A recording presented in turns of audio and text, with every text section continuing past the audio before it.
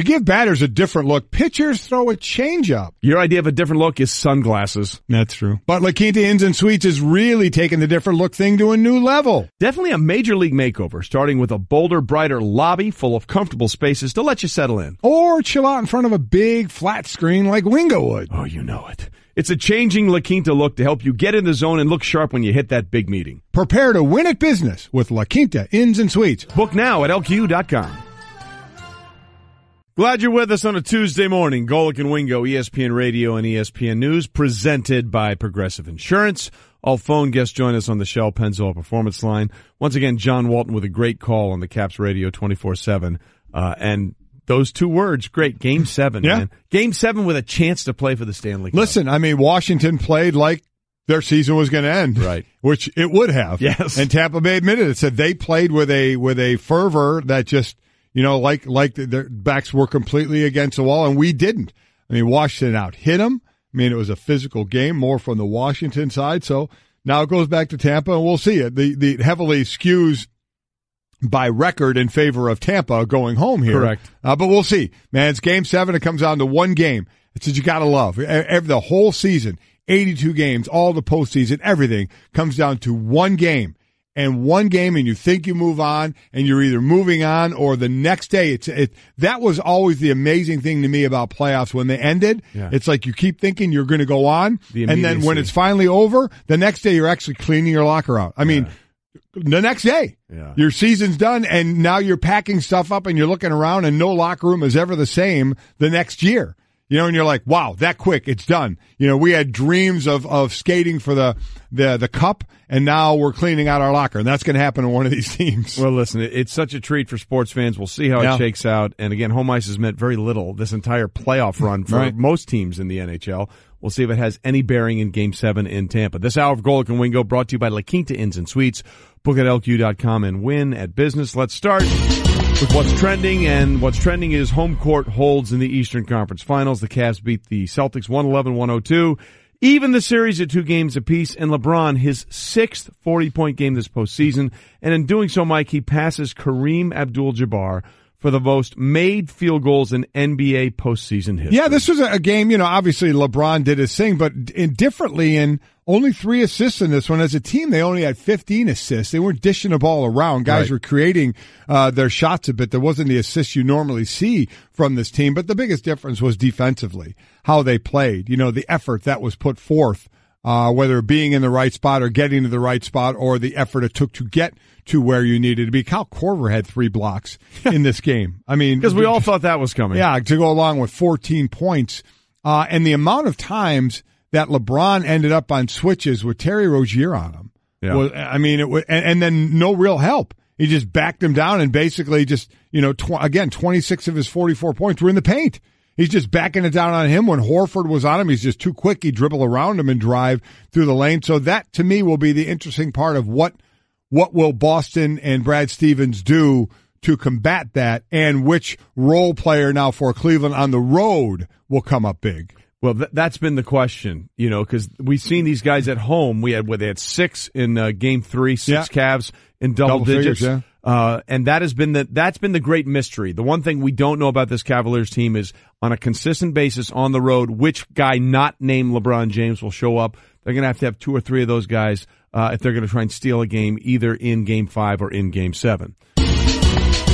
Meanwhile, coming off a 41-point win in Game 3, the Warriors face the Rockets with a 2-1 lead at 8 Eastern on ESPN Radio. Houston has never won a playoff game at Golden State, and oh, by the way, Golden State hasn't. This rendition of Golden State has never lost a home playoff game. No, listen, this is all on Houston.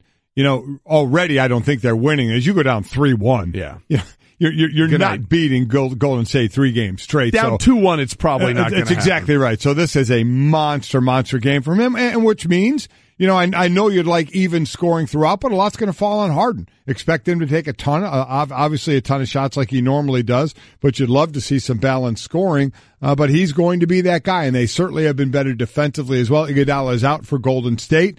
Now, injuries. It's doubtful. It looks doubtful. I'm sorry. Knee soreness. Right.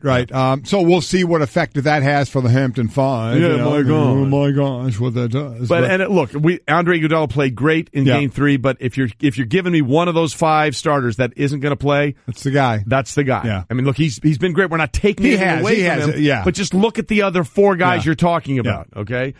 So we'll see how that plays out. Again, you can hear that on ESPN Radio tonight. And then there's my guy, I think you're warming up to, Zlatan Ibrahimovic. Came over and is now playing in the MLS. Yep. Received a red card for slapping an opposing player in the head, but the Galaxy still able to eke out a 1-0 win over Montreal without their marquee. So there was a player in front of him and was backing up, wasn't looking at him, and accidentally stepped, maybe accidentally or on purpose, I have no idea. Just stepped on, didn't stomp down on his foot. No. Just stepped on his foot.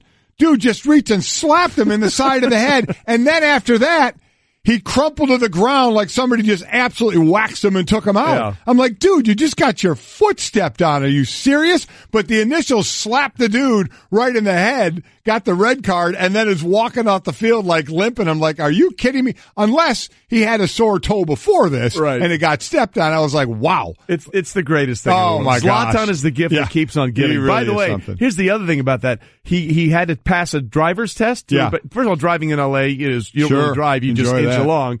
But here was Zlatan on after the game, or maybe before the game, I remember when it was, talking about getting his driver's license. And just listen to this exchange. How was your driver license thing? It was good. I passed it. So, how many did you miss? Zlatan never miss, remember?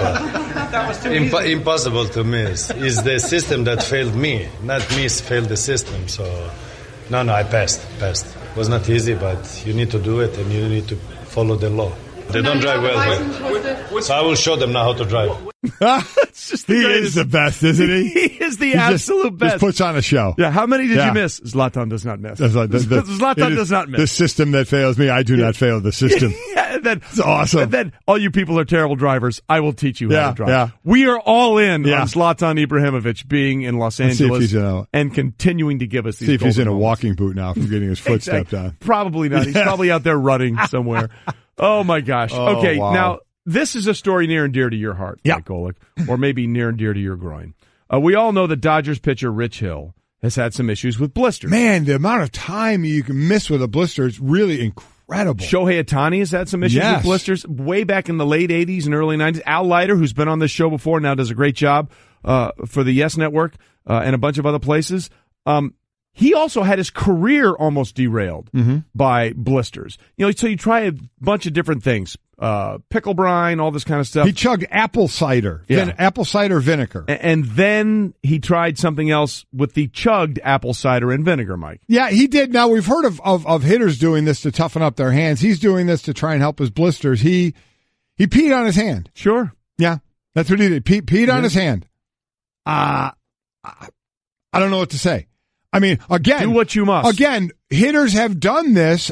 I have to toughen up their calluses in their hands before. They pee on their hands. Yep. I don't know I have zero clue of the actual medical or scientific benefits of it at all. But he is so frustrated. He's tried laser therapy, chugging apple cider vinegar, as I said, and peeing on his hands. He said, I'll try anything at this point. He's pitching just to keep his arm strength up by taping the blister, but he's not allowed to tape it in the games. He's trying to petition the league possibly to see if he can tape it. His manager says there's no shot they're going to let you do that. He's missed between stints with Oakland A's and the Dodgers nearly 7 weeks because of blisters. I mean, that's incredible.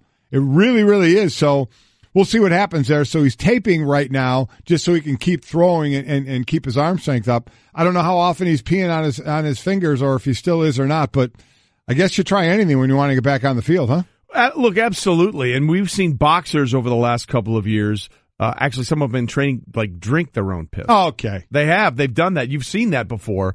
So that's certainly one way to go. But look, at this point, you have to do, and people are like, oh, it's a blister. Give me a break. Well, hold on a minute. Oh, I ain't messing with a blister in a pitcher. No, blister. I mean, that's your livelihood. That hand is your livelihood. It's the same way in golf. by the way. If you take too many swings, you get a blister on your finger, blister on this, but you can put tape on it. But you can put tape on that. You can cover it all you want. He can't do it here. He'll even said, it's not aiding at all. Believe me, you can take away the feel of the baseball, but you're still able to obviously throw. Again, his manager said, I appreciate Rich wanting to inquire to baseball about taping his finger, but to see that realize itself, I don't see that happening. So no, he's just going to have to wait till it heals up, and he's hoping his own pee helps it heal. Are you ever? Do you ever remember anybody having some sort of issue like that when you were playing? Like there's something that they peeing yourself? Schlereth peed himself every game. Many guys pee themselves on the field. Yeah, absolutely. Yeah. But did anybody have anything like in your locker room that they were trying to do anything they could to fix that injury? I nothing right off the top of my head. I'll have to think about that one for a minute. But and listen, and you do try some wacky stuff because you don't want to miss time. And if someone says, "Hey, maybe this will work," more often than not, a guy is going to try it. Yeah. And look, anytime you can have a bodily fluids discussion, it's always interesting on morning radio. Yeah. But our old friend Mark Schlereth literally used to take a break in his pants every game that he played. Yes, he did. And hey, do what you got to do. What guys would do is, I've seen many guys do it, stick a towel down in there and pee into the towel and then pull a towel and just make sure you put the towel away so nobody uses it for anything else. Then remember we had Minka Fitzpatrick on the show. Yeah. The national champion. He missed the deciding play because he was busy in the injury injury blue tent peeing in there. Yes. Yeah. It's not an injury, but again, it was a condition that needed to be addressed. It's just not something that you don't, I have to go to the bathroom. You go running into the locker room for. You just kind of take care of it right there. It reminds me. I want to tell this story again about Merrill Hodge, our former buddy, because there's peeing on the field, and then there's other things that happen on the field. Yeah, I'm comfortable sharing this story because we shared it once when we were doing the NFL on ESPN Radio years ago. Are we comfortable hearing this story? Oh, it's so great. Okay, you've heard the story, right? I don't recall. Oh, you're going to enjoy it. All right. I think it was against your team. You played the Steelers in the late 80s, early 90s. And that's when your defense was at its height. You guys were the best defensive line in football, probably the best front seven in football. And you were killing the Steelers in the fourth quarter. It was like 30-2 or some ridiculous number. And it was a 3rd and 17, and Merrill was in the game, and they called a draw play. Of course they did. Now, we all know what happens when you're down 3rd and 17 big league. You're going to call the draw, right? So Merrill's walking out of the huddle like, really? I got to do this. I got to do a draw play against Golic. I doubt that's the first name that came to mind. I appreciate you being nice, but Golic, I get it. Jerome Brown, Reggie, all these guys, Simmons, Pitts, all these guys. So he's like, you know what? I'm going to get blasted on this play.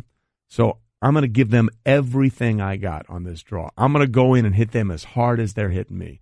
So, of course, draw play, delayed hand up, gets in, goes in, and the next thing he knows, he is on the ground looking up at the stars, and he's like, what happened? And then he said, I realized after that my entire body, after that hit, just relaxed. Kind of emptied itself, huh? Just every muscle just went, and just relaxed. So he's jogging back to the sidelines, and he's talking to his friend Tunch Ilkin. Oh, sure. Tunch, Tunch, long-time offensive lineman for the Steelers, and he goes, hey, Tunch, I think I may have had an accident on that last play. Can you check and see if you see anything? Yeah. And Tunch looks around and goes, no, you look fine. He goes, well, let me get in my stance. So he got down in his stance, and Tunch goes, oh, dude! Oh, man. Dude, seriously? You relaxed one muscle you didn't want to relax. Oh. So instead of, peeing himself, he did the other. Now that you may have to go back to the locker room for. Well, what he did, this is in true Merrill fashion. God, I love him. He just decided he'd play the rest of the game with his shirt untucked. Oh, okay. So all right. No one would that had see. To be smelly. So no one would see. And then at the end of the game, as he was taking off his uniform and giving it to the equipment guys, he just looked at the guy and said, sorry. Oh, yeah. You almost got to hand it to him along with $20. So I said, hey, man, there was nothing I could do. But that's how good your defensive line was. We knocked the poop out of you. You literally, they knocked the bleep out of you. That's how we roll. You say that all the time. You literally knocked the blank. It actually happened. Out of our own friend Merrill Hodge. And while we're on this road, we might as well continue. Listen, we already have this in our minds. Yeah, did you see this story? I did. It's unbelievable. It does bring up a related question, but the story itself is pretty amazing. Frontier Airlines now says they're aware of a recent situation aboard a flight from Denver to South Carolina in which a passenger allegedly urinated on the seat in front of him. According to another passenger on the flight, the man, later identified as Michael Allen Haig, urinated on the seat in front of hers after being kicked out of his previous seat for inappropriate behavior. Now, we're saying allegedly, But on this story, on this website, they have a picture. Yeah. And they say, this is graphic video. You don't see anything you shouldn't be seeing. But if you want to see the photo, click here. And the photo clearly indicates some sort of powerful stream of liquid emanating from the man's pants. So either he had a powerful liquid emanator out no, he was there. Peeing. Let's just cut we to have it. to say allegedly. Whatever. Until they swab it or whatever. Yeah. But my God, it sure looks like he was actually doing that. That's unbelievable. Yeah. Which led us to a discussion before the show when Stanzik was in here of, do you have more of a problem with somebody putting their seat back, or the person who is in back room having a problem with them putting the seat back? In other words, if you recline your seat and you hit on the person's knees behind you. Yeah. Yeah.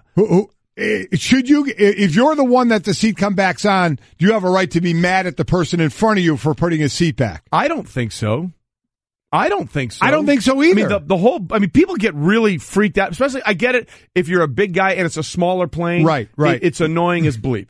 We all understand that. But the button is there, okay? It is, yes. Which thus gives you, as the person sitting in the seat, the right to recline your seat. It does. What I do is I look back behind me and I see what type of person is sitting back there. Is it a smaller person where if I take the seat back, it's not really going to bug them? Yeah. If it's a bigger person, I'm not going to do it because I know I wouldn't like to have it done to me. Now, if somebody puts it back on me, what am I going to do? We can bang on the seat? No, I'm not going to. It is that person's right, but I try and be considerate and see, is it a smaller or bigger person sitting behind me before I ram my seat back. Just so you know, if you're ever sitting behind me, I'm never looking back, and I'm going to tilt that thing all the way back. Yeah, and I will use the back of your seat like a drum set the entire flight. Now, Stanzik, in his infinite wisdom, he thinks it's more upsetting that you should never recline your seat. We're all in this together. I don't understand where you guys are coming from. Maybe in first class where you guys live, the seats don't go all the way back and hit people in the knees. Oh, they go so far back. But people that put their seats back are the worst. Why? We're all in this plane together. We're all cramped. We all don't have room, and you're going to lean your seat back and take some of my room, and then it's just a perpetual, then I have to lean my seat back, then the person behind me has to put their seat back. Let's just all sit with the seat in the upright position. Yeah, I can't go with you there. I mean, you have the button. You have the right to put your seat back. I mean, so if they choose to do that, I can't really get mad at them. I think we can all agree you shouldn't pee on the seat in front of you. You definitely don't do that. I think that's the line of demarcation we're all in. Yep. Although, Jerry, I'm not so sure about. Jerry Bear, I'm not so sure about. But I think we can all agree that's the line of demarcation, right? I would say so. Don't do that. Don't do that. That would take it a step too far. Do you think it's against a passenger's right to recline their seat? No, they absolutely. You know what? I do think there should be some consideration. If you look back and you see this large person there, you know what I do? I just tilt it back a little bit. Then I won't go back the whole way. So I will try and gauge it on the person behind me. Some people don't. Some people just push that button and slam it all the way back. And I know it's their right to do. It's not. It's not like I don't get aggravated a little bit when they do it. Right. But there's nothing I can really say. It's their right to do it. That's all I'm saying is I get aggravated, and the people that do it are the worst. Well, you can't. No, you can't say the worst. Stanzik, you can't say they're the worst because why do they put the button there? There's a lot of things that you can do, but you shouldn't. Well, again, like peeing on the seat in front of you. Where again, there's our line. You should not do that. Yeah. Well, you can. He had the right to just pee, and he did. peed. I mean, he did. You shouldn't do it. He it. had a button there in his pants, and he unfastened it. That's actually illegal what he did. Yes, putting your seat back isn't illegal. There's nothing wrong with it. It just may be a little aggravating. By the way, your son, who is not with us on the show anymore, I mean today, has tweeted in, if you recline and coach, you should be put on the no-fly list. Thank you, Mike Golic Jr. Finally, somebody gets it on this show. No. Why does he have to leave at 8? No. Oh, look at you are the most unhappy. You know what else he did? Yeah. Mike also sent me an article where the headline was Wes Welker was on Highly Questionable with Dan Le Batard. Yeah. And the headline is Wes Welker claims Larry Izzo once earned a game ball for pooping on the sideline during a Patriot game. There you go. Wow. Listen, earning a game ball, that's impressive. Can I just say, this whole conversation we've gone through is Eddie George's fault. Yes. Because we were supposed to have him on explain. right now, but he is getting on a plane. He was just getting on a plane, so we're going to reschedule, talk to Eddie George, who has gone from football player to actor. And done a great job with it. Done a great job with it. We really look forward to talking to him. But bad timing award. He's getting on a plane. Hopefully he will not back his seat up on anybody, get his seat backed up on him, or have anybody pee on his seat on the flight he's on. I think he's probably one of those first-class suites that are there. That could be okay. You could probably pee in there and no one would notice. And by the way, after a full segment of talking about bodily fluids at 8 o'clock in the morning on the East, we should probably apologize by talking about how we should give people flowers. Golic and Wingo is presented by 1-800-Flowers.com. Life special events like what happens on an airplane. Call for a beautiful bouquet from 1-800-Flowers.com. Right now, when you order a dozen Gabura daisies starting at $29.99, you'll also get a free vase. For details, go to 1-800-Flowers.com/ESPN. By the way, another thing that sort of helped power through this segment. What's that? I was walking, as I always do in between breaks, with researcher Brett, and I told researcher Brett I may have miscalculated because you have to settle your breaks when you have to take care of business.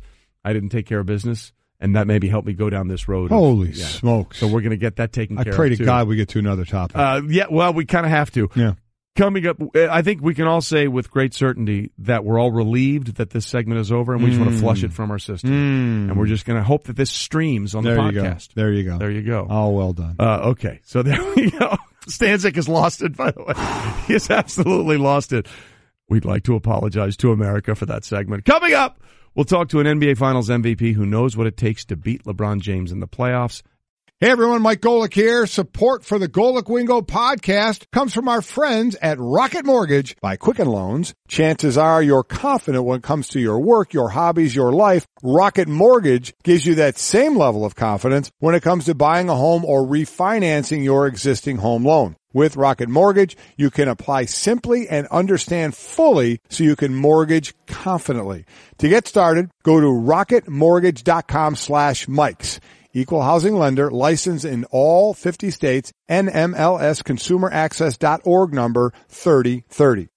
Look, if you haven't been receiving style tips from the clothing experts at Peter Millar, you are missing out. If you enjoy golf like me, you know the name. If you don't, you should, because Peter Millar is all about quality, value, and style. It is the most comfortable clothing you'll ever wear. Right now, I'm wearing one of their performance polos. What you'll love about these Peter Millar polo shirts is that they offer so much comfort and style no matter what you're doing. And they're so easy to take care of, too. Out of the dryer, you don't have to put an iron to them. You'll never have to worry about what to wear to any occasion. Peter Millar is the go-to clothing for vacation, work events, golf courses, and even working out. Put it on in the morning and never look out of place. You'll always have just the right look. They are great for the golf course because they even have sun protection built in the shirt. The performance polo I'm wearing is the most comfortable shirt I've ever worn. And you'll say the same thing about everything you wear from Peter Millar. Right now you can head over to petermillar.com/Wingo to check out some of my Peter Millar favorites. Be sure to use my link and you'll receive complimentary shipping and a free hat. That's Peter Millar, MILLAR.com/Wingo. petermillar.com/Wingo. Sometimes the show just takes bizarre turns. Yeah, it does. And you know what?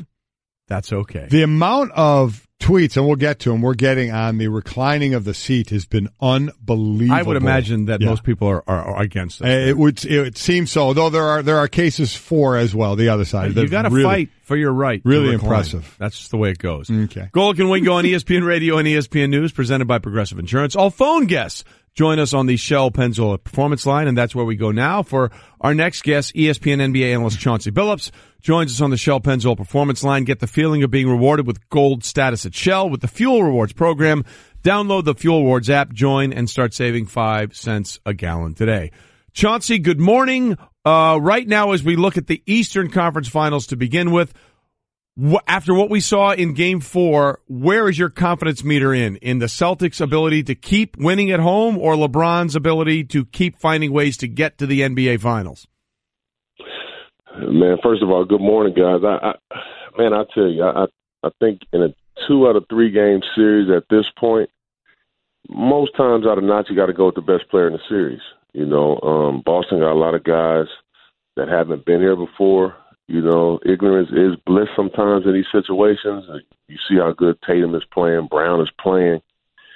But LeBron James he's been here before, you know, and he's had big nights in Boston before. And obviously he has to have one of those big nights. Chauncey, we've talked so much about defense, whether it's X's and O's or whether it's effort out there. So tell us on the defensive end in basketball, outside of the switching and closing out and things X's and O's you're supposed to do, how much of it is, you know what, I just want to get it done? What's my want to level? Well, I think it's both, but at the end of the day, it's more will than anything. I mean, it really is. I mean, you guys are good. It's the NBA. You can't stop anybody. It's a level of making it difficult, that's important, and just toughness and just saying, listen, he may get 35, 40, but he's going to work for every single one of those baskets, and he's going to understand at the end of the game, man, that boy was competing against me. Those are two totally different things, in my opinion. And oftentimes in the league today, I mean, I don't see that kind of competition and competing on the defensive end. Well, we certainly saw that last night, especially for the Cavs. They were all over the floor. I mean, Kyle Korver diving for loose balls, had 3 blocks. I mean, I don't think anybody saw that coming. So the question then becomes, Chauncey, and you can explain to this better than anybody else, as you were in the league for so long, you know what it takes to be a champion. Why is it in this playoff series specifically, both teams are so completely different, whether they're at home or on the road? Well, you know what? It's so, I was just having a conversation with a buddy of mine yesterday. They talk about all these blowouts in the playoffs and stuff. And to be honest, I just think it's because the three-point shot is so prevalent nowadays that you can really get going on that three-point shot and blow any team out. You really can. I mean, I don't know about the 40-point loss the Rockets took. I can't blame a 40-point loss on that, especially with two good teams that way. But I just think the three-point shot is so loud in our game now, and that's the reason why a lot of these teams and games are blowouts. Talking to our ESPN NBA analyst, Chauncey Billups, 2004 NBA Finals MVP, 3rd overall pick out of Colorado back in the 97 draft. Chauncey, talk about role players that you had on your team. And we always talk about they play better at home than on the road. And then role players, and I was one of those in the NFL, of kind of knowing your lane, knowing what your job is. Well, most of the really, really good teams have really, really good role players. I mean, obviously they're going to have some stars on their teams, but most of them are going to have really good role players. I mean, in particular, a couple of ones that I could speak to, some of my good teams, is Tayshaun Prince, who I felt was the ultimate teammate, sacrificed a lot. He took all the tough defensive assignments, even though we all enjoyed playing defense in Detroit. Some of the guys on the bench, Lindsey Hunter, Mike James, Darvin Ham, guys like that they came to do their job, and they adopted, Coach Larry Brown would always, and you hear this a lot now, encourage guys to be a star in your role, because some people, your talent level don't allow you to be a star in the NBA, but be a star in your role. And guys bought into that. And we were good because of that. Because truth of the matter is, some nights I was the role player and Rip was the main guy, or some nights Rasheed was the main guy and I was the role player. Ben Wallace, we felt, was a star every night on the defensive end. So that accepting and embracing that role is a big deal. It certainly can be, and again, it certainly seems like people tend to do that better at home than they do on the road. Let's switch it over to the West as Chauncey Billups, 2004 NBA Finals MVP, is with us. And you have this little back and forth between the head coaches now, Chauncey, with Mike D'Antoni saying, the pressure's all on Golden State because they got to win at home, and then Steve Kerr's like, well, yeah, I guess we do, but the pressure's on them too. Let's be honest, the pressure's on Houston, because if they go down 3-1, there is literally zero chance they're winning this series, right? Yeah, make no mistake about it. The pressure is definitely on the Rockets. I think that's Coach D'Antoni. He's kind of coaching through the media. He's coaching through TV. He's probably telling his team that for the last couple of days, and now he's duplicating that same message just to try to take the pressure off of his guys internally. But we all know that if this team goes down 3-1, this series will be over quick. And I think they know that too, and they'll probably play with that kind of urgency tonight. While Golden State, we know, is a deep team, if Iguodala is out with the sore knee, what does that do in a positive way for Houston, if anything, in your mind? Well, will be a big loss. I mean, we say it on NBA Countdown all the time. That's their Swiss Army knife. He's dependable. He takes different matchups. He makes big plays when the game is on the line. He just knows how to play. You talk about one of those role players. He just knows how to play. And that's going to change some things. You know, maybe they can't play small. Maybe they have to play one of those big guys. Maybe Nick Young has to play some extended minutes. But whoever they play will probably likely not have the same impact as Iggy will on both ends. So we'll find out whether Andre Iguodala plays for the Golden State Warriors. As Chauncey Billups is with us tonight, looking ahead to Game 4 of the Western Conference Finals. Listen, James Harden had a great regular season last year and then flamed out in the postseason against San Antonio. He had a great Game 1 where he dropped 40. But how much are people going to look at James Harden if he has another struggling game tonight, which he sort of gone through after that big first performance? Well, listen, man, he's probably going to be the MVP of our league this year, and deservedly so. When you don't play big in the playoffs, that people should talk about you because they're going to talk about you when you play great. That's the responsibility that you have. This is a huge, huge game for James Harden tonight. To me, for his legacy, we've seen him have some huge meltdowns, in the playoffs. We've even seen him have a huge one a couple years ago against this team. And he's going to need to come out and show some fight, and show some toughness out there on both ends because they're going to be depending on him. And a lot of people say Chris Paul's pressure on him too, and it is. But this is the MVP. This is James Harden. This is his team. He's got a lot of pressure tonight. All right, Chauncey, now to the important question. When you're flying on a plane, do you just without even looking behind you, put your seat all the way back and recline without any concern for the person behind you? And if someone in front of you puts their seat all the way back on you, do you have a problem with it? You know what? I always take into consideration that person behind me because I've too many times been the person that's getting the seat let back on. So I try to look at it and say, what would I want if it was me? So that's what I kind of do. It doesn't work out in my favor a lot of times, but it's still me. I gotta live with myself. See, that's why you're a better person than we are. Just wanted you to know that right now. And that's why you're Mr. Big Shot, as his nickname was. There you go. He was never afraid to take the big shot, and we'll see what happens tonight in Game 4 between the Warriors and the Rockets. Chauncey, thanks for being with us this morning. Thanks, Chauncey. Hey, thanks, guys.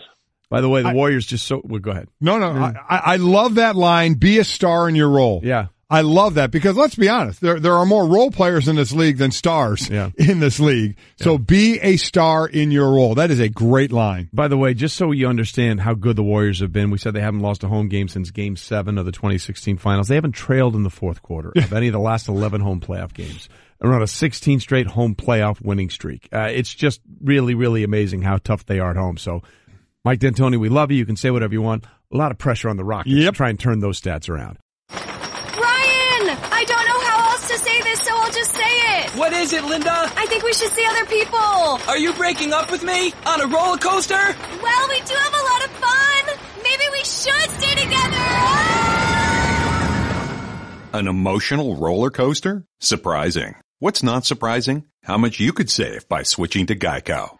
I just need a little me time.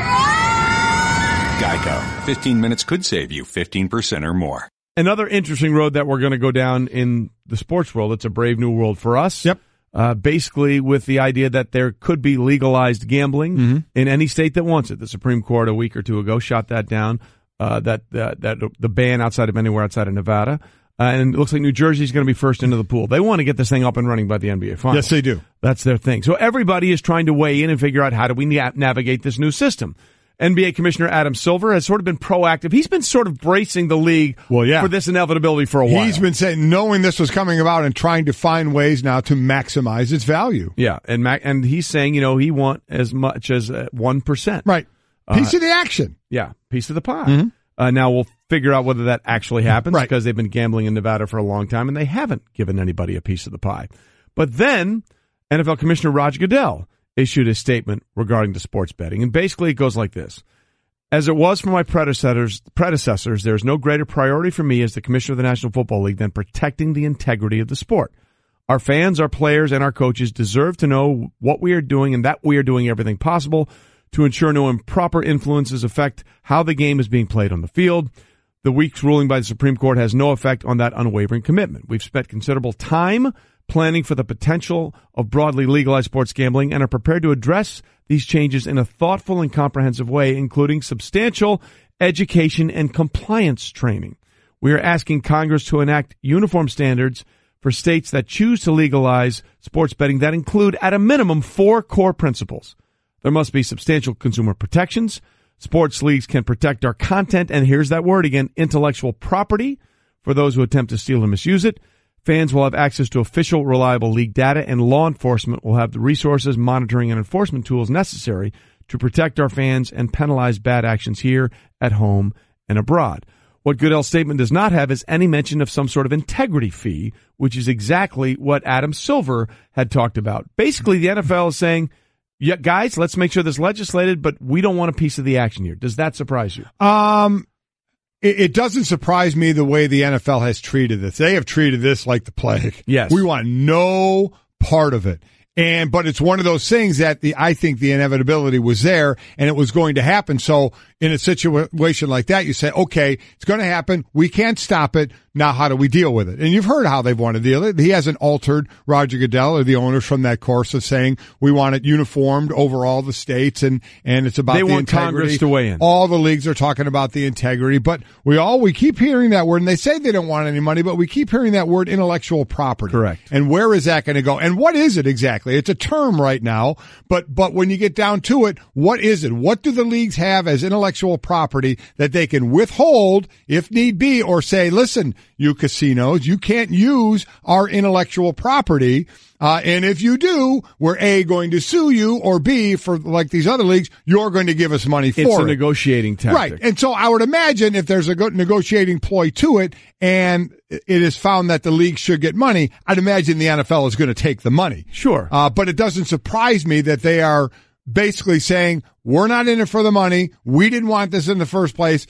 But if it's going to be here, this is kind of how we want to deal with it. That term intellectual property is the key term from the leagues. What is it? What are the specifics of that they can use, the leagues that want to get some money from this thing or a piece of the action, that will sway states to look at it, or the government to look at it in their favor, that says, hey, you can't use their stuff. They can withhold some things from you. You can't use their stuff, or you're going to be, you're going to get in a little bit of trouble here. Yeah, listen, that word intellectual property, I think, leaves wiggle room for potentially, hey, if everyone else is getting a piece, maybe we'll figure this out. But again, the other thing that's really interesting about the NFL is that they have basically, the Supreme Court said, hey, we're striking down this federal law. Now Congress can pick it up if they want, and the NFL wants Congress to pick it up. So we'll see what happens there going forward. By the way, Merrill has just texted me about our segment. No one's better than you, and then he attached 8 poop emojis. Stay with us. We're back. More Golic and Wingo. To give batters a different look, pitchers throw a changeup. Your idea of a different look is sunglasses. That's true. But La Quinta Inns and Suites is really taking the different look thing to a new level. Definitely a major league makeover, starting with a bolder, brighter lobby full of comfortable spaces to let you settle in. Or chill out in front of a big flat screen like Wingo would. Oh, you know it. It's a changing La Quinta look to help you get in the zone and look sharp when you hit that big meeting. Prepare to win at business with La Quinta Inns and Suites. Book now at LQ.com. Glad you're with us on Golic and Wingo on a Tuesday morning. On ESPN Radio and ESPN News, we are presented by Progressive Insurance. All phone guests join us on the Shell Pennzoil Performance Line. Louis Riddick will join us in just a little bit, front office insider in the NFL. We'll find out what he thinks about players missing OTAs, which are voluntary. Yes, they are. They're voluntary. What does it mean? Does it mean more for one team or one person not being there than the other? We'll get to all of that. Golic and Wingo is presented by Body Armor. It's time to ditch your outdated sports drink and switch to Body Armor Sports Drink. With natural flavors and sweeteners and no colors from artificial sources, Body Armor is the more natural, better sports drink. We're going to get to what's trending in a second. I can't believe the response from the reclining of the seats on a plane. I guess I can too, because this involves everybody. Yeah. Everybody. Should you recline your seat the entire way? And if you're sitting behind that person, do you have a right to be mad at that person? We have Mark who tweets in, as a regular business traveler, here's the deal on reclining the seat. There aren't rules, but there's etiquette. That's fair. Like if you are at the bulkhead in coach and recline your seat all the way into another adult, you are a jerk. But you paid for the seat, so it's your call. Well, right, but I understand it. But to me, like bulkhead, I hate bulkhead. Do you like bulkhead? No, I don't like bulkhead. Because there's no leg room. Right. So to me, if there's no leg room, it feels like you should have more ability. Yeah, to lean back. I don't get it. I don't understand it. Again, I'm not dying on this hill for anybody. Boy, there are a lot of people that are, though. Holy smokes. I want to be clear about that. And by the way, let me just say, we appreciate all of your opinions. Yes, we do. And we're happy to have them all. You know what else we're happy to have? What? Our NFL front office insider. We're very happy. Lewis Riddick just ambled in. I think he's an ambler. What's an ambler? Hey, you just you kind of amble. Saunter, the same word. Swagger. Yeah. You just sort of do what you want to do. When I was just trying to be quiet, man. You did well. I was listening to you guys, job. talking about dying on hills and stuff on bulkhead. Well, I don't like bulkhead seats either. Yeah, so right. So if you're in bulkhead, because I always get like confused because I want to put my bag like right in front of me, and then they're like, "You can't do that, sir." And it's like, you got to put it up. We'll get it for you in flight. Yeah. I hate when somebody tries to tell me what to do with my briefcase. Yeah, right. I can't stand. Don't I'll touch do my that. stuff. Yeah, I'll do that one. And I see any of you guys touching my stuff. Yeah. I'll kill you. Lighten up, Francis. But seriously, so you're with me. Bulkhead, you should be able to recline your seat because you don't have the leg room. Sure, why can't you recline your seat anyway? See, he's walking God. into you don't like that. You know what? I will say this though. I am always aware of who's behind me. Yes. I always look back. I'm telling you, I've been on a few flights now. People just crank them back. Take that. Nothing and rewind it back. will send me nuclear quicker than someone just goes wham. Yeah. It's just like, and they don't even turn around. Right. Yeah. It's like, hey, it's my seat, dude. I'm like. Well, that's what we're talking about. My son said anybody that does that should be on a no-fly list. They shouldn't be able to. I mean, you should at least like look back. Look back. Like, that's what I do. Good? I look back. At least that's all you have to say. Are you good? I mean, right. most people are going to say, yeah, they'll figure out a way to manage around. They're not going to be like, no, I'm not good. The response we're getting is unbelievable on this thing of both. What? Oh, really? Both that these people should never be on a flight again. To hey, it's their seat, it's their right to do. It's unreal. It's unreal. Yeah. This just in. People have opinions. Yes, they do. They feel very strongly about them. And they express them on Twitter. And yes, well, Twitter. Well, my thing on Twitter outrage is people get so mad at Twitter. They get so mad that the next day they find something else to get mad about that they forgot they were so mad about the previous day. Yeah. That's the way it goes. But Old Twitter. But we're happy that it's there to vent your frustrations. Absolutely. And we are happy that our front office insider, Lewis Riddick, is here joining us, giving us the Straight Talk in studio, brought to you by Straight Talk Wireless, best phones, best networks, no contracts. Okay, one of the things we were talking about in the NFL is we're trying to figure out, because we're in the, air quote, voluntary OTA session. There's a lot of big-name players that aren't there. So the question then becomes, is it a bigger deal for some teams rather than others that some of these players aren't there? For example, let's start randomly with Julio Jones. Julio Jones has several years left on his contract. He went through that purge where he deleted all Falcons-related material on his Instagram and Twitter, although he said, or people were saying at a time, it was a teaching tool to help Alabama. Look, that sounds wonderful, but I'm not believing that. He sees the contracts that Antonio Brown is getting and Mike Evans is getting, and I'm sure he's like, yeah, this contract that I signed a couple years ago, it was good at the time, but it's a little antiquated. So how much of a big deal to you as a front office guy is it that you know where Julio Jones is paid and other players and other receivers at his position are above him, and suddenly he's not there? As a front office person, look, you're always worried about precedent, right? You're always worried about opening up contracts that you just signed in 2015. He was at 14.25 a year. Look, obviously, he's performed up to expectations without a doubt. Since he signed that contract, he leads all wide receivers in the NFL in reception yards, and I think he's fourth in receptions. Correct. So when he sees people making, like there's like 4 guys I believe who are making 16 plus a year, and then AB's top in the market, he's sitting there going, wait a minute, why is Jarvis Landry getting paid more than me? Why did Sammy Watkins getting more than me? I'm the one who helped Matt Ryan get the money he's getting. Now, from a front office side, you sit back and you go, but Julio, we just signed you in 2015. Right.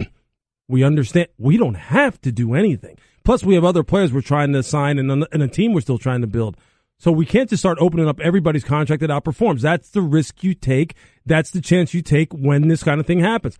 I get it because the dude is a bad dude now. There's no doubt about that. The Falcons need him. That's undebatable. But it's a business. You just can't open up everyone's contract. And we get that as players. Although, I mean, look, Julio, I get where he's coming from, but if I'm on the front office side, I'm saying, look, you're going to have to wait your turn. You just are, because we have other things that we need to do. There are different situations. He has multiple years left. You have guys that are on the franchise tag. They only have till July 15th, or then it's just playing on that. And then there's the Aaron Donald, the Odell Beckham, the Khalil Mack, the Zach Martins of the world. Yep. Let's start with Aaron Donald, the best player in the league, it looks like. Where do you think this goes? Do you think he is the one player of all that is in most danger of skipping time? He should be. If I'm him, I am. Because, look, I don't know the inner workings of what's going on out there in L.A. I don't know what is the hang-up here, what kind of demands he's making, and where they see his market topping out at. I just know this. This guy is pretty much the perfect player in today's NFL. In any day and age. Since 2015 again. I mean, I've been looking up this stuff because, look, I have a definite affection and connection to Aaron because of where he's come from and how good he is. He leads the league, all defensive tackles and sacks, tackle for loss, forced fumbles since 2015. And he's blowing them away. It's not even close. He's blowing them away. He's making under $7 million this year. Fletcher Cox's contract tops out at $17 per year at defensive tackle. He's playing on his fifth-year option. You've known for 2 years now he wants an extension, and he continues. Just look at his Instagram. You think, Aaron's taking care of himself. He's going to be ready to roll. You have to get this done. And if I'm him, I'm not coming there. I'm not stepping foot inside of that facility until, look, I have done everything you've asked me to do off the field. Never an issue with Aaron Donald. Nothing. And when I come on the field, I've already proven I don't need training camp or OTAs, and I'll come in here and I'll wreck shop. I'll still be Defensive Player of the Year. And I'm a good guy. Right. Pay this guy. His own team, Marcus Peters just came in there and said, look, pay this guy. What's the problem here? What's the problem with a guy like this? So why do you think that hasn't gotten done I yet? have no idea. Because it does seem puzzling. I have no idea unless he's – I really don't know. I don't. And I'm not even going to venture a guess other than to say this. If I'm in that seat now, if I'm the GM now and I'm a contract negotiator or a team president, I literally am going, look, I don't want to blow up my salary cap structure overall, obviously, but we have to get this guy in here because this is a bad look. And at some point he's going to get ticked off and other guys are going to start going, wait a minute, look at all the people we brought into this team this year. We're paying some good money to. Right. And we're making a run, obviously. We're still trying to take advantage of the fact that Jared Goff is on his rookie contract, that's right? That's the thing. So, and we bought all these other guys in here. This guy is like the pillar. He's the guy. You know, he plays your position. Yeah, what has he not done? Well, I'm with you. It's like we're not on the inside there. We don't know what's holding us up, but it is somewhat surprising. Yeah. And if I'm him, I'm not coming close to. I'm just like, that's it. So the other side of that now is Odell Beckham, who has shown up at OTAs, and is this a goodwill move on his part? Absolutely. I mean, that's great awareness on his part as to what the questions are about him, which is, you know, fairly or unfairly, and people fall on both sides of this one too, whether or not he has matured, whether or not he's a guy you can trust, not to break the law and get in trouble and get thrown in jail, but whether or not he's a guy who's going to do things the right way, represent himself the right way, represent the Giants the right way, be a team player. He's aware of that. He's aware that the questions are out there. So he's going to come in there and say, hey, look at where I'm at in my rehab. Look how good I look. You think I'm not putting in the time? You think I'm not serious about being one of the greatest wide receivers ever to play? Now, how serious are you about taking care of me? So, yeah, it is. The ball is definitely in Dave Gettleman's court and Mr. Mara's court right now. Now it's just a matter of, okay, on their side, they're going to say, well, is he just doing what we want him to do? And then when we give him his money, okay, there's going to be those questions about, always. But he's done what he has to do. It's now on the Giants. It is, as Louis Riddick, our front office insider, is with us. Because, look, this was sort of a feeling out process with a new general manager and a new head coach. And then, of course, the tape came up from France and all that kind of stuff. And people can say that they were never going to trade him, but there was a point in time where they were listening. Sure. And I think the Brandon Cooks trade from New England to the Rams sort of scuttled that for both teams because that was the thing that might have actually got this thing done. Mm-hmm. So, what do you put? I guess the question is, who's more likely to show up when the rubber meets the road, training camp and preseason games, Aaron Donald or Odell Beckham Jr.? Because he's already said 0 preseason snaps until he gets a contract. You know what? I don't know. I would think Aaron would be the one who would show up maybe before, because obviously Odell's coming off of injury also. So if I'm him, I'm definitely not risking anything. But if I'm neither one of them, I'm not showing up. Okay? Yeah. Until I get my deal in play. I'm not showing up. I've proven everything I need to prove. And that's funny for me because, you know, I'm sitting on both sides of it. Of course, I would want the guys in there. But I can honestly say this. Honestly, if I'm Les Snead, If I'm out there in L.A. right now, I'm not mad at Aaron at all if he doesn't show up, if I'm not getting this done at this point, because there's nothing more he can do.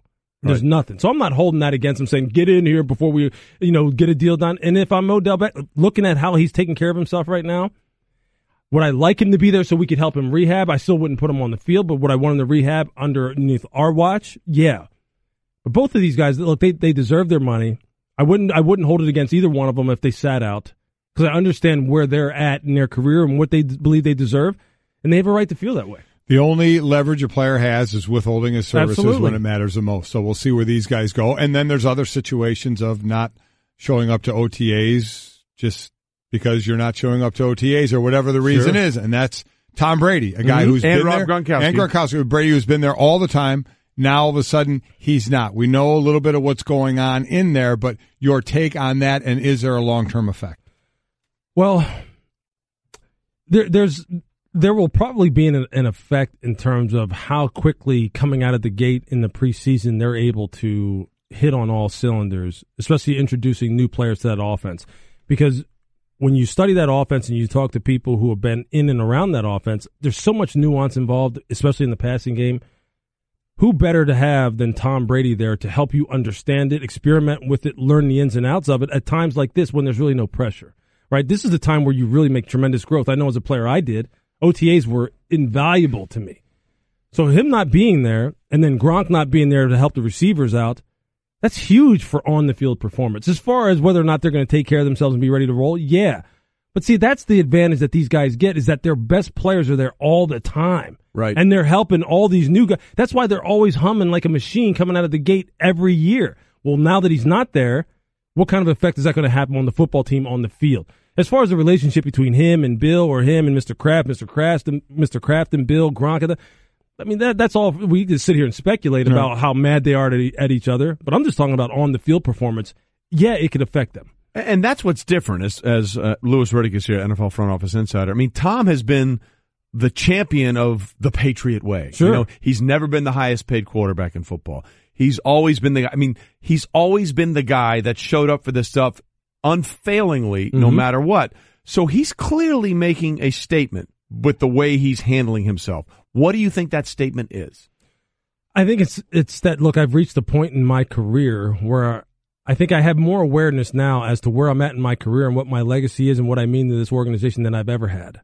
And I think it's time that I kind of maybe take back some of the control about what I do with my time and how I prepare, and not necessarily step outside of the Patriot way, but I'm going to do a little bit more of Tom Brady's way now. Yeah. Okay? Because I've earned it. The TB12 method? Yeah, I've earned it and I deserve it. And my play on the football field is proving it.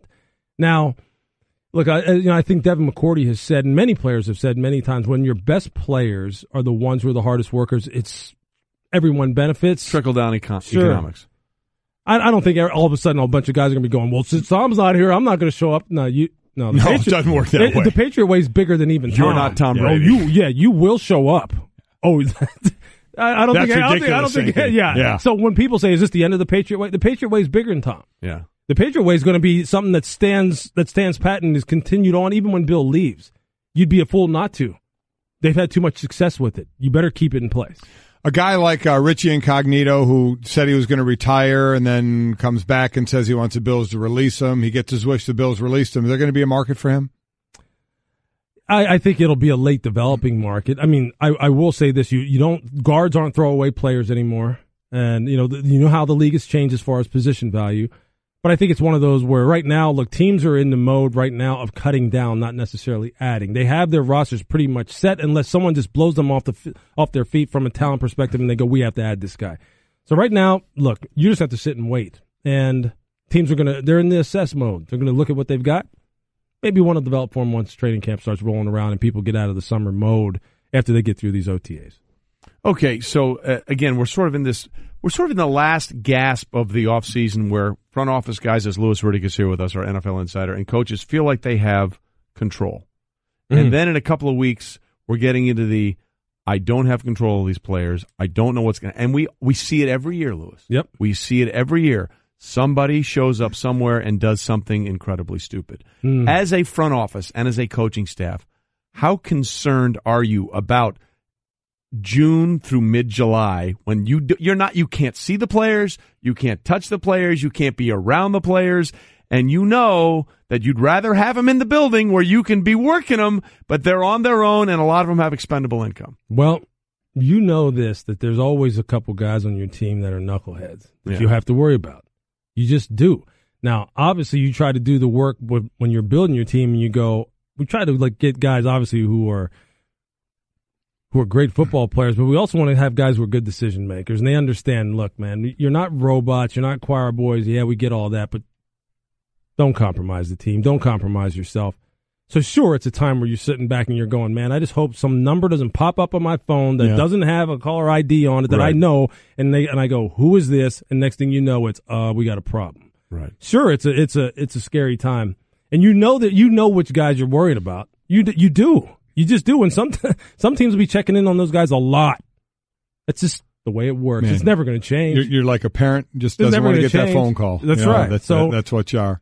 How do you think the whole gambling thing is going to have an effect on the NFL?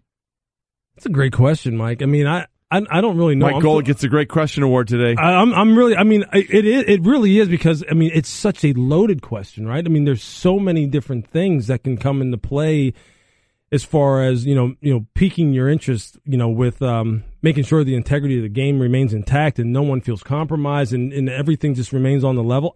I don't really know. I'm really not a big gambler. Especially when it comes to sports. Heck, I don't even really play fantasy football.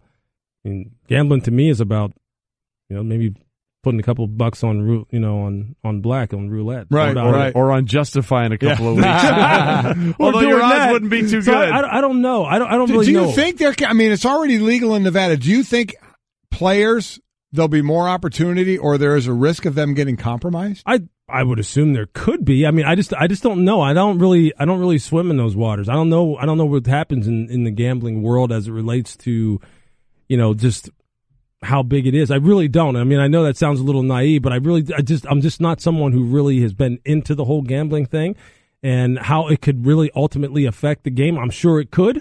You hope that it doesn't. You hope the league safeguards it and protects the players and makes sure that the game remains, on the level as much as possible. I mean, so we'll see. If you were a league, would you try and get a cut?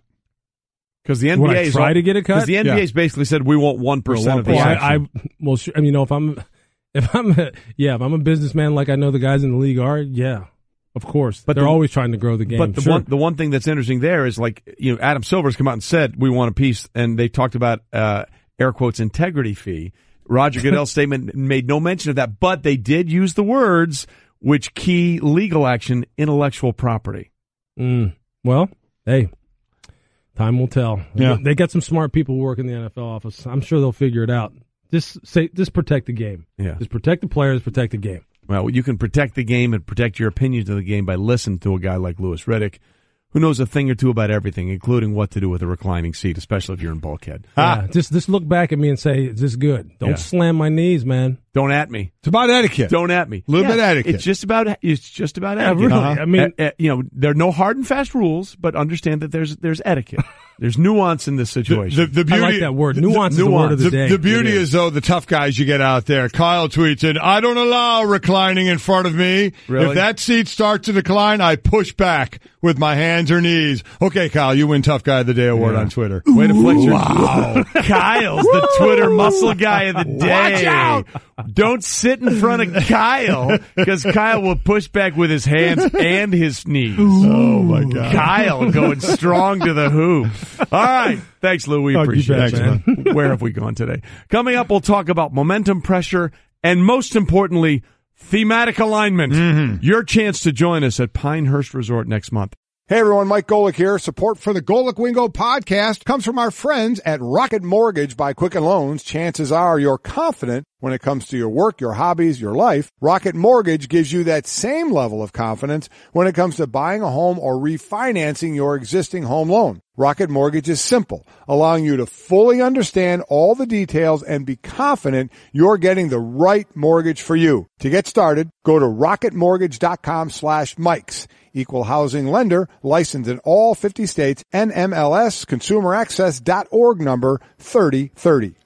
Look, if you haven't been receiving style tips from the clothing experts at Peter Millar, you are missing out. If you enjoy golf like me, you know the name. If you don't, you should, because Peter Millar is all about quality, value, and style. It is the most comfortable clothing you'll ever wear. Right now, I'm wearing one of their performance polos. What you'll love about these Peter Millar polo shirts is that they offer so much comfort and style no matter what you're doing. And they're so easy to take care of, too. Out of the dryer, you don't have to put an iron to them. You'll never have to worry about what to wear to any occasion. Peter Millar is the go-to clothing for vacation, work events, golf courses, and even working out. Put it on in the morning and never look out of place. You'll always have just the right look. They are great for the golf course because they even have sun protection built in the shirt. The performance polo I'm wearing is the most comfortable shirt I've ever worn. And you'll say the same thing about everything you wear from Peter Millar. Right now you can head over to petermillar.com/wingo to check out some of my Peter Millar favorites. Be sure to use my link and you'll receive complimentary shipping and a free hat. That's Peter Millar, MILLAR.com/wingo. petermillar.com/wingo.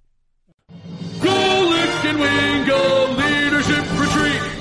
Yes, time is running out, Michael, for you to join us in what is the greatest extravaganza in the history of corporate scams. What we pulled off here in the Golic and Wingo Offsite All Hands Town Hall Leadership Retreat Strategy Session Golf Tournament has been unbelievable. Wait, what is that name again? It is the Golic and Wingo Offsite All Hands Town Hall Leadership Retreat Strategy Session Golf Tournament. It rolls right off the tongue. It really does. That's a jingle right there. It's snappy. Or anything but a jingle. What it does, it gives you, the winners, a chance to have a 3-day, 2-night trip to Pinehurst Resort in North Carolina. Pinehurst. Round trip air for you and your 2 guests. Round trip air.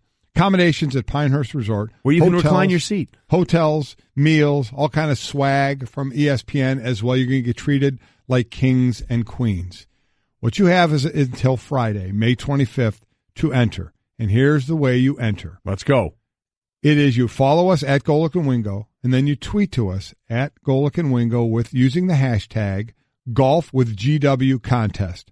Whatever you feel, you get 1 entry. Yes. Whatever you feel is going to grab our attention. Because, listen, we're putting this on the line. You have 1 shot at this, so this is what we're looking for. I want winners. I want people that want to win.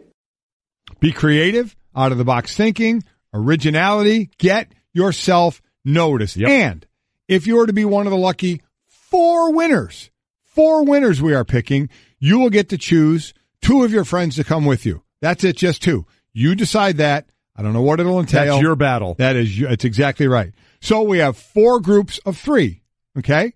And then with each group of 3, Trey will golf with 1, I will golf with 1, Mike will golf with 1, and Stu Gotts at this point will golf with 1. Jason Fitz is trying to work his way in there. Correct. As well. Yeah, Stu Gotts is on the bubble. So we'll have different foursomes in there. And gang, this is June 21st, 22nd, and 23rd. We are golfing at Pinehurst. Oh, Pinehurst. Trey, tell them what Pinehurst number 2 is all about. It's this good. Oh, Pinehurst number 2. One of the greatest courses in the United States, a Donald Ross design that has been brought back to its illustrious beginnings. There is no rough. There's just natural vegetation and sand off the fairway, and the greens are beguiling and bedeviling. They're like upside-down saucers or little bowls where you can now eat food of, apparently, according to one website. Yeah, okay. So what you do is you have to place your shot onto the green perfectly, otherwise it rolls back to you or rolls off the back of the green. You have to be so precise. You have to be mentally strong. I don't know why you're bringing all that up, because none of the people here are going to be that precise. It's wonderful. And then we get to play the Cradle. The Cradle, yeah. The 9-hole par 3 short course. How fun is this thing? The holes range in length from 56 yards to 127 yards. There's music blaring on the course. It's just a ball. It is wonderful. So this is what your chance. 1 tweet, 1 entry. At Golic and Wingo. Hashtag it. Golf with GW Contest. You have until Friday. We will pick 4 winners. If you are selected as a winner, you get to pick 2 friends to join us June 21st, 22nd, and 23rd at Pinehurst Resort in North Carolina. Wow. Be there. You don't want to miss this. This is your chance. Again, we're running out of days. Friday is the last day to enter, and we have had some great entries. Yes, we have. And we will continue to do that. Mm-hmm. All right. We know you guys are going to have fun, but you got to put the leader in leadership here. Talk about the Personal Space Respect Seminar. Oh, yeah. Yeah, personal space. Yeah, the personal space is don't get in my backswing. Yes. And leave my beer alone. Don't touch my can. And we'll have... Okay. And we'll have a separate leaders throughout of the foursome. Each person in the foursome will be the leader for X amount of holes. Yeah, then we're doing the leadership. There you go. We got it all covered for you. So that's going to be great. We're getting a lot of reactions to that on Twitter. We're also getting a ton of reactions on the idea of whether or not you should be allowed to recline your seat. For example, Chris writes in, nobody is comfortable in coach seat, but you paid for the seat and they give you a button, I'm reclining. That's Chris. Eric says, paid for it, putting it back unless the person is tall. So there's a lot of back and forth on this. So who better to bring in and have a discussion on this than one of the tallest people in the history of the world? Yeah. And that would be our own Ryan Hollins. Ryan, NBA analyst, former NBA player, we are glad you're here with us. How tall are you? How tall are you? 7 feet. You're 7 feet. All right. So weigh in on this. Give it to us both from the side of you taking a seat back to someone putting a seat back on you. This is the ultimate personality test, fellas. Mm-hmm. Okay. This says a lot about who you are as an individual. If you don't have the decency, even at 7 feet, of looking back behind you and seeing who is behind you. That's the whole thing, right? I'm going to come back. Mm-hmm. And at the same time, when someone cramps into you, right? Are you a taker or are you a giver? Okay. Yeah, Are you okay with this thing or not? Because a lot of times. Well, what are your options? If someone just slams it back onto you, their seat, I mean, without looking, do you say anything? Do you do anything? What's your reaction? I take the golden rule in hand. I just say, hey, I might accidentally do this to somebody else. Golden rule, do unto others as you expect. And I'm not going to mind this because I'm about to jam behind it to the other person behind me. But you need some space, man. I mean, we all think we have long legs, and then you show up and we realize how short our legs actually are. I mean, you need space when you're on a plane. This is the ultimate personality test, though. Yeah. Okay? Can the 7-foot guy humbly accept somebody jamming into his knees? That's a tough call. That's a tough, and I take it. Because it's their button. It's their right to back it up.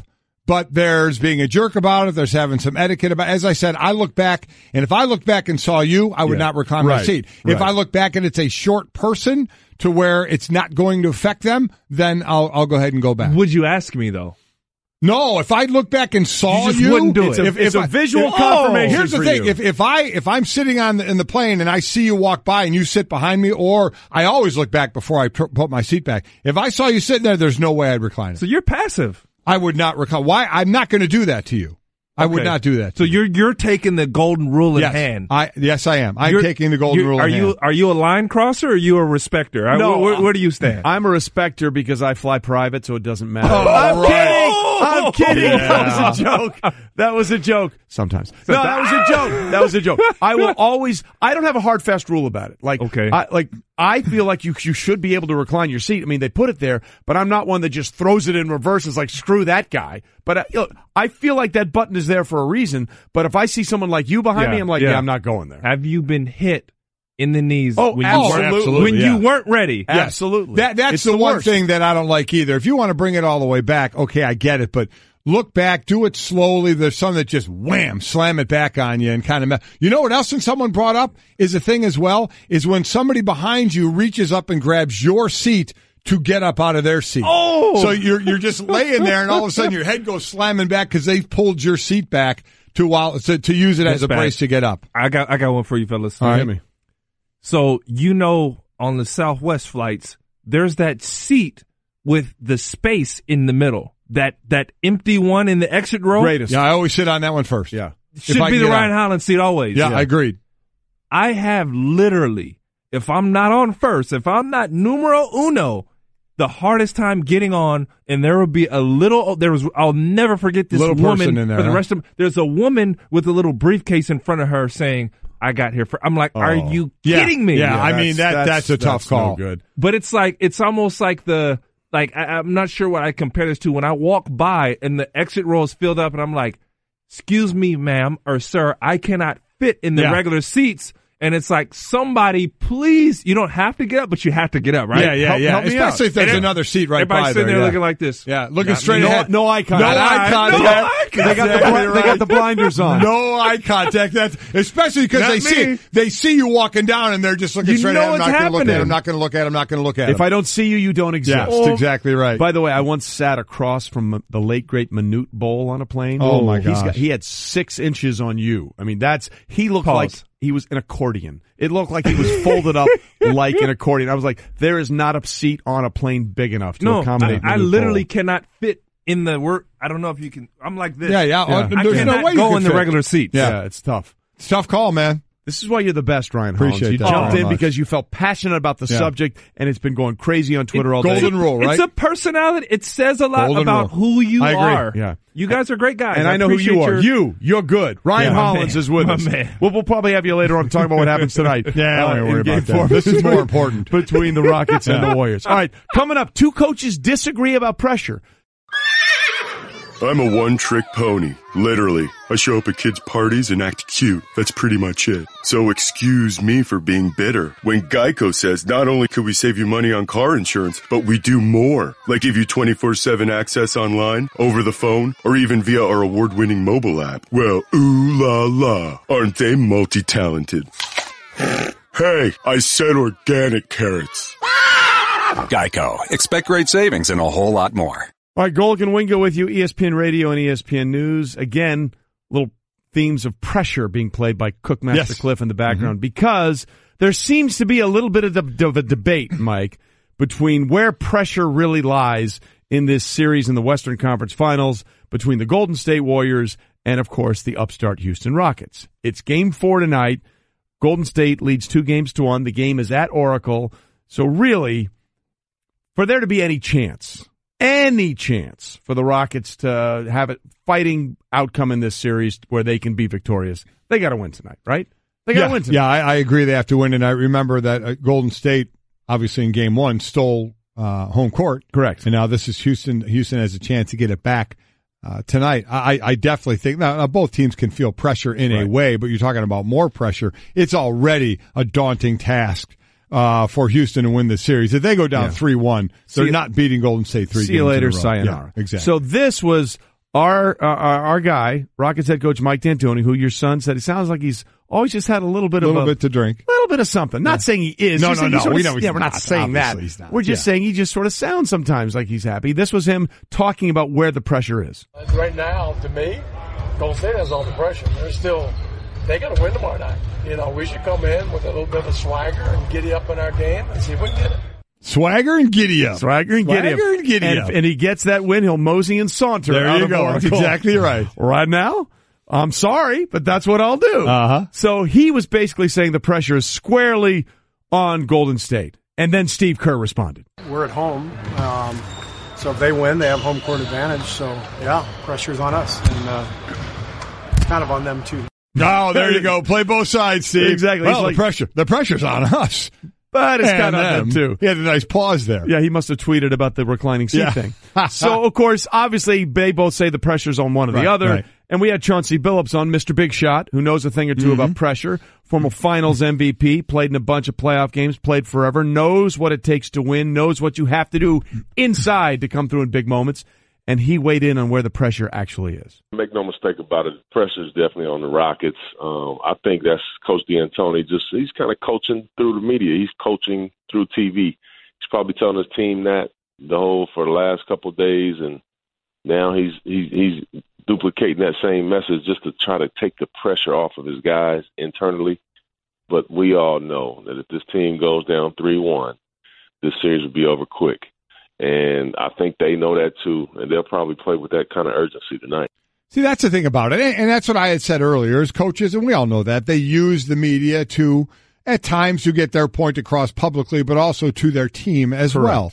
So even if he's trying to do this, you know who knows that it's not that way? The team. Yep. Nobody's more aware of what's going on than a team, of what's happening around them, of the reality of a situation of, you know what, if we go down 3-1 to this team, there's a very, very small chance, if any, that we're going to win. Now, we'll have the confidence in each game we go out there that we can win, but that is a tall, tall order. Players know that before anybody. So I get that's what a coach is supposed to do and try and sell things to their team, but the players know. Yeah. And this talk we've had this morning about, is it momentum or pressure? I don't buy the momentum thing. Especially in the Cleveland-Boston series, now it's going back to Boston. Cleveland played a couple of one great game and a good game last night to where they held off Boston. And now they go back to Boston. I don't see momentum with that because I don't know which Cavalier is going to play well outside of LeBron. Well, that's the only I have no idea. That's the only thing that's a given in that series. But the pressure is a real thing that players feel for real, especially when it gets down to crunch time. You know who wants to be right in the mix of it and who kind of wants to be on the outside looking in. And again, from a statistical standpoint and a historical standpoint, this is why all the pressure is actually on the Rockets. The last game that the Warriors lost at home in the playoffs was Game 7 of the 2016 NBA Finals, when the Cavs came back from down 3-1. Right. But that's when that Cavs team had LeBron and Kyrie. Right. And by the way, you know who wasn't on that Warriors team? Kevin Durant. Yeah. Okay, they have not lost a home playoff game since Durant and Curry have been in that lineup. In fact, the Warriors haven't trailed in the fourth quarter of any of their last 11 home playoff games and are in the 16 straight home playoff game. And in the 16 straight home playoff games they've won, Golden State has trailed in the fourth quarter just once. Last year's Game 1 of the conference finals when Kawhi Leonard sprained his ankle. So good luck to you. I love the fact that you think the pressure's on them. Trying to end that, the pressure is all squarely on the Houston Rockets. And don't forget, Game 4 of the Western Conference Finals tonight, 8 Eastern on ESPN Radio. I mean, any doubt you're picking Golden State in this? No, I'm absolutely taking Golden State. And if Houston wins, I will give them all the praise in the world. Yep. All the kudos. They have earned it. But they're going to have to earn it, and that's why the pressure is on them. Programming note for you tomorrow, Mike. Brettomology, our fine researcher, we're going to move that one day because he's not with us on the show tomorrow. Okay. He's going to be on Thursday. And Brett's very upset about that, but Brettomology will still be there. Yes, it will. That's the most important thing. And because Brettomology is moving to Thursday, Stu Gatz, who normally joins us on Thursday, is going to join us on Wednesday. Oh, boy.